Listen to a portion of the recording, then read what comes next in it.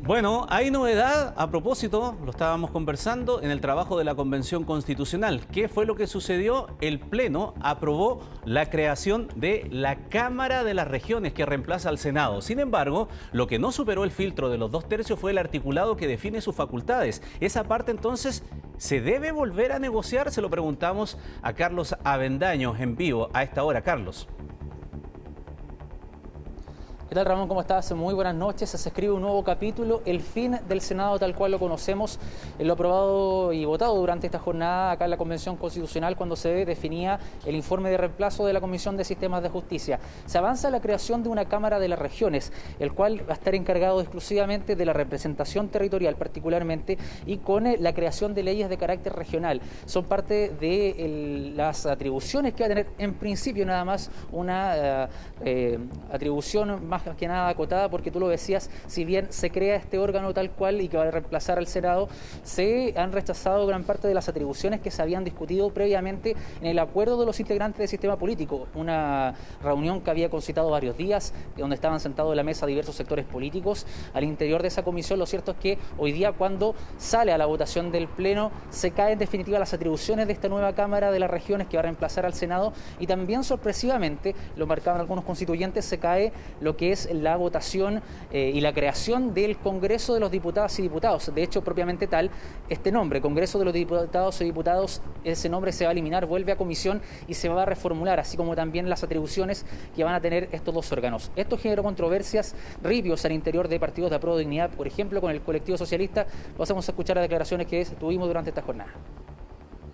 Yo he llegado al punto de pensar que incluso debería pedirle el teléfono quizás de Ricardo Lagos o José Miguel Insulza, a fin de poder conversar con quienes que parece que realmente están tomando las decisiones, porque los constituyentes aquí, las decisiones y las propuestas que tienen, finalmente se desarman una vez que llegamos a la votación. El rechazo de las leyes de acuerdo regional, ese hecho objetivo, ¿cierto?, nos puso a nosotros en la situación de evaluar también otras normas para poder en la comisión, nuevamente, en el plazo que tengamos, poder nivelar las cosas y arreglar las normas rechazadas. Es una paradoja, la verdad, porque se aprobó la Cámara de las Regiones, pero se rechazó la Cámara de Diputados y Diputadas, no alcanzó los votos.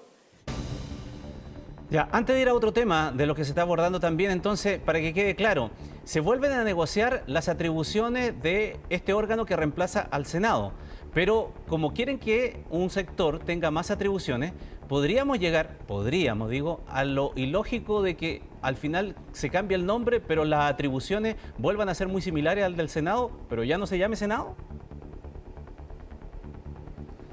Está eso sobre la mesa. Lo cierto es que a lo menos la conformación propia de la Cámara de las Regiones, Ramón, va a cambiar sustantivamente. ¿Por qué te lo planteo? Porque a lo menos el origen de la Cámara propiamente tal dice relación con creación de leyes con acuerdo regional, lo que van a hacer los consejos territoriales, todo esto en el marco también de un Estado regional que se espera consagrar.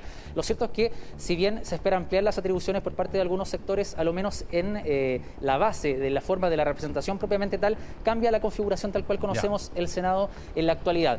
¿Qué hay en el papel actualmente? Y que podemos ser muy claros para que la gente lo tenga claro, que van a haber dos órganos, tal cual estaba de acuerdo en un principio, pero hoy día, claro, se crea la Cámara de las Regiones, no están delimitadas ni estructuradas sus atribuciones propiamente tal, y esta segunda Cámara, que sería el símil de los diputados y diputadas, que no va a llevar ese nombre, yo les decía, porque también se rechazó ese epígrafe, donde tampoco están las competencias.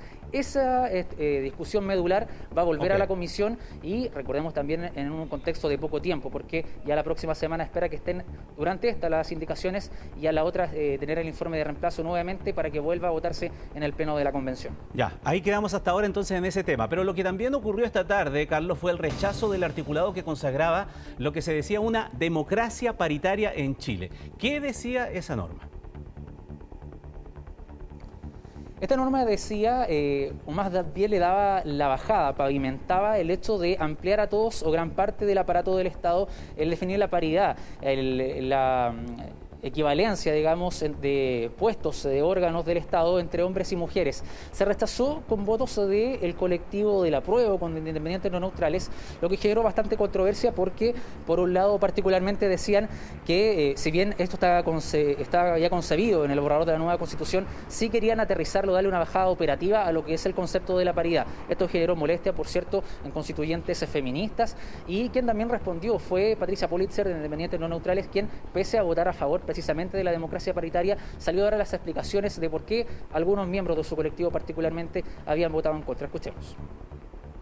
El día de hoy ha sido rechazada la norma de democracia paritaria con votos de integrantes varones del colectivo socialista y del colectivo de independientes Nueva Constitución. Yo creo que muchos lo rechazaron porque entendieron que ya estaba eso en otro artículo de otra comisión.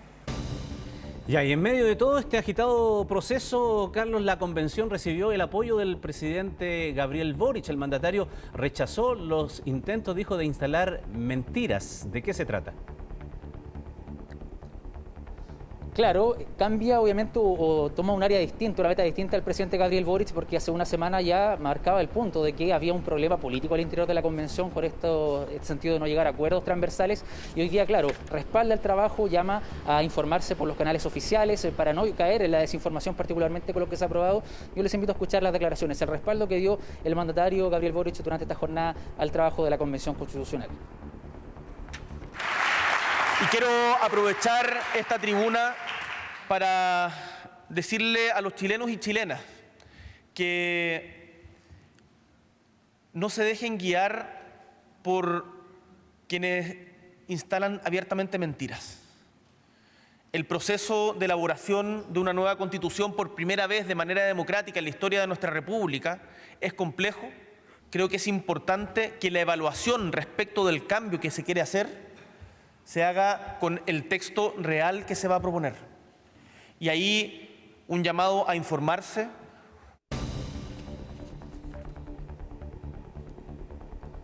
Claro, estaban las declaraciones del presidente Gabriel Boric, Ramón, y bueno, en síntesis, todo lo que está pasando en la convención, siguen debatiendo este informe de reemplazo del sistema político, se lo estaremos contando en otras ediciones de Tele 3. Por supuesto, gracias Carlos, buenas noches.